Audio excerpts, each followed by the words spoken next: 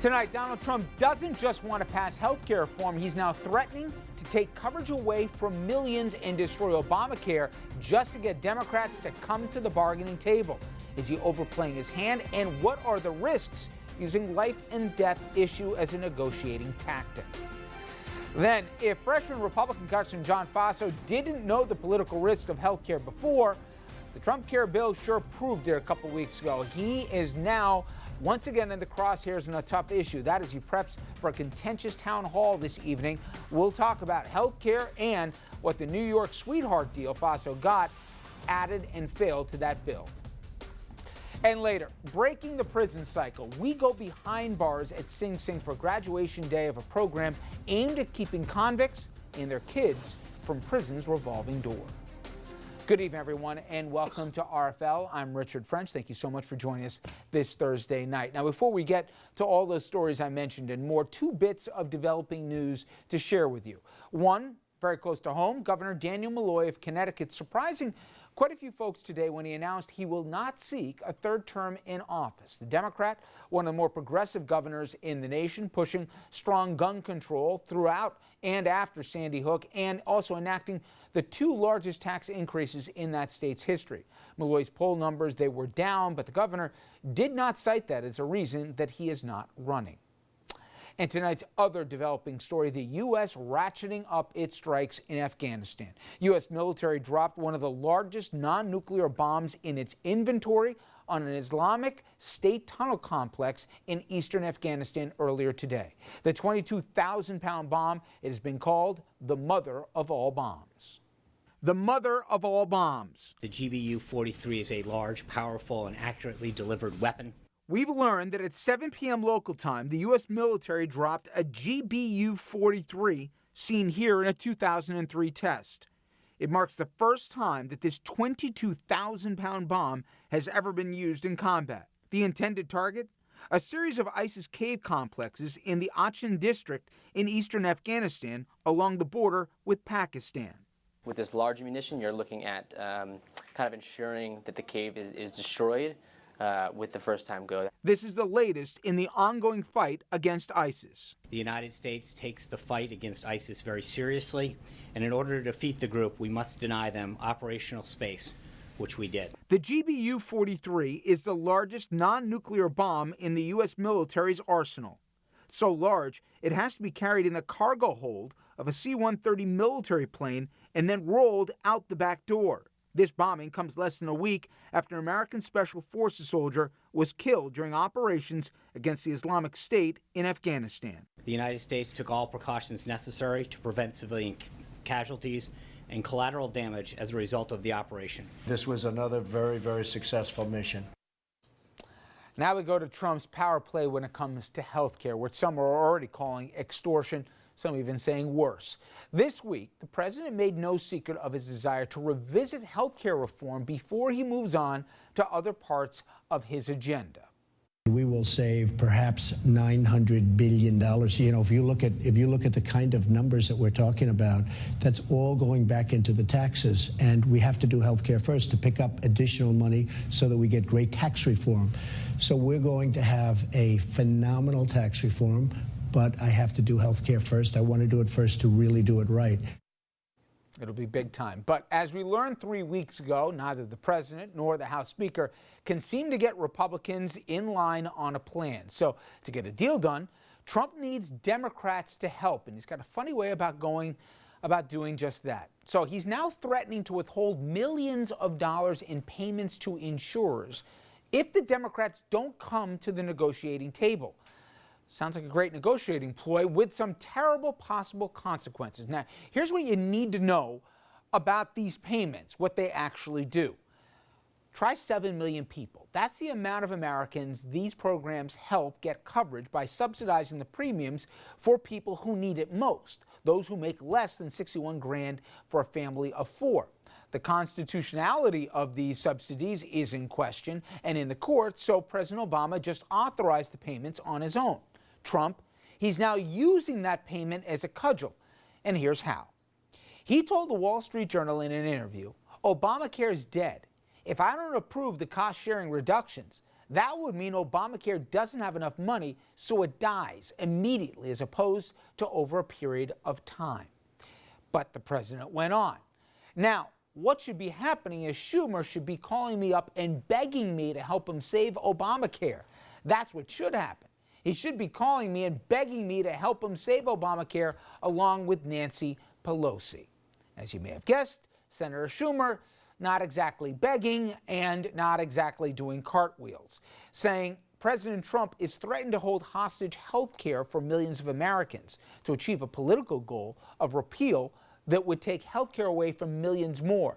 This cynical strategy will fail, end quote. And one final note, Kaiser Family Foundation, nonprofit here, nonpartisan. This is the go-to source for information and polling related when it comes to health care. They have a new survey that could spell disaster for Trump's strong-arm move when it comes to health care. When asked who is responsible now for any problems with Obamacare, listen carefully. Voters by a nearly 2-to-1 margin said it was Republicans, even though the bill was written and passed by Democrats. The message seems to be, you break it, you bought it. And with that, let's bring in our panel. Richard Brodsky is a former Democratic New York State Assemblyman, now a senior fellow at Demos and a professor at NYU. He cannot sit straight at the table. Dominic Carter, political journalist and author. Richard St. Paul, 3 Richards, too many, a Republican strategist, former vice chair for the National Black Republican Association, also an attorney in his own right, and Andrew Whitman, our senior political correspondent. All right, Richard, in a minute, we're going to be talking with Congressman Faso as to whether or not he agrees with this proposal or not. But I got a practical question. Trump seemed to telegraph, even before they tried to do health care the first time, guys, let's try and do this in 2018. Let's get through some of the other stuff. Republicans insisted on it. We tried to repeal this thing 60 times or whatever it was. We're going to repeal it now. Everybody quickly found out there was 3 different pages they were on, let alone 1. And as the president said, even though he said it was going to be really easy as a candidate, this is really complicated, he learned once he was sitting in the Oval Office.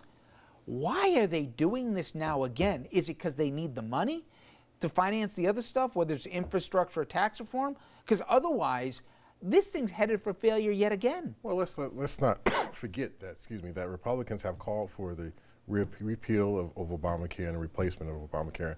And the president has made this part of his platform when he was running. You're with him, but I'm going to just say, didn't we learn anything from what happened less than a month ago, that it's really hard and they don't have the votes? We learned that there are more than just Republicans in Congress, that just because Republicans are in leadership in both houses doesn't mean that we can't strike deals with Democrats too. And so I think this is a strategy. How did we learn that? Well, because there are other members of Congress besides Republicans, Okay. and this strategy You're an attorney as well as also somebody who knows the inside and outside of politics. The negotiating ploy that the president used in the Wall Street Journal, how many Democrats do you think say, sign me up, where do I go? Well, look, we don't know yet at this point in time. But Yes, one thing you learned, friend. one thing you did learn is you said that the president or Congress can fund these subsidies that people rely on for their health insurance. So, part of the president and his budget, and when he cut the budget, and he said Congress can now decide what they want to keep in the budget or not. Okay. But here's what I'm going to do. So Congress also has the power to do this. Fair also, enough. okay? But Andrew, that poll, to me, the most damning thing I learned out of it was, if I'm the president, I never wanted to own this thing. We could have let this thing die in the vine of its own, but now all of a sudden I'm going to own it. Has any Democrat indicated a scintilla of willingness to do this? It seems like this was a rallying cry when they didn't need one. Absolutely not. And I don't think there are a lot of Democrats lining up to get into a negotiation with the president with the equivalent of a gun to their head, or more appropriately, a gun to the heads of 7 million Americans who will probably lose insurance if this process goes through. And by the way, my first reaction when I heard about this tactic was Bridgegate.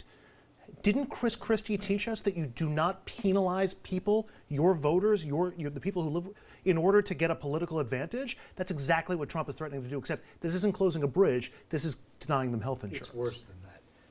One false move and I pulled the trigger.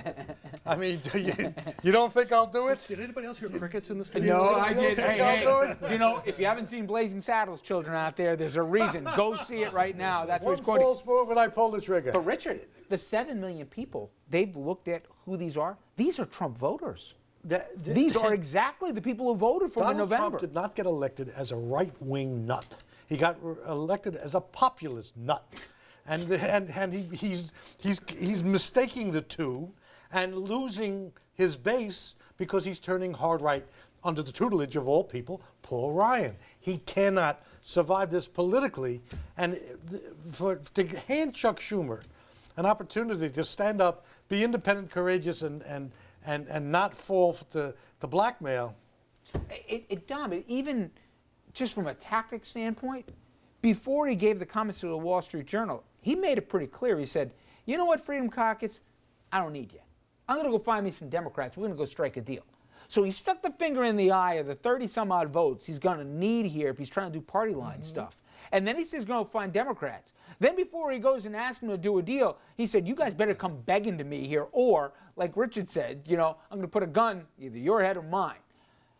Democrats are risking political suicide if they work with him right now, especially on something that's going to hurt people in the districts that we're talking about. I don't get the strategy of this. Well, here's the best way to explain it. The president is pouting, as he often does, and frankly, the other word is he's delusional. Because if you can't even control your fellow Republicans, and now you think you're going to go across the aisle and Democrats are going to line up to work with you, why would they get in the way when if you do what you're threatening to do, the Democrats will get the House, the Democrats will get the Senate, and the Democrats will get the White House. So why would they give you a lifeline on something like this? He's miscalculating a game of chicken in all of this. Yes. He thinks that Democrats will say, oh, the public will hold me responsible if Obamacare collapses, whether it happens on its own or whether it happens because the president or the secretary of HHS decides to tweak with the system and mess it all up.